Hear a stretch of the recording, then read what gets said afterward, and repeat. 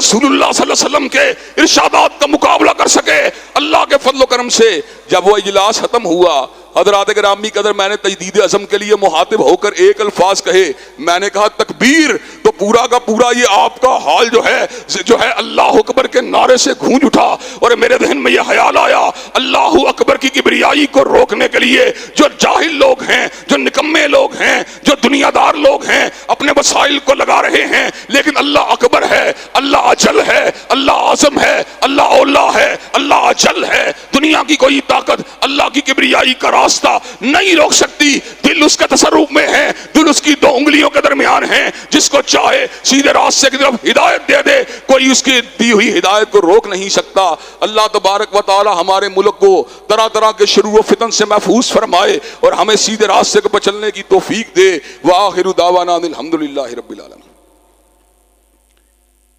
الحمدللہ نحمدہ ونستعینہ ونستغفرہ ونؤمن بہ ونتوکل علیہ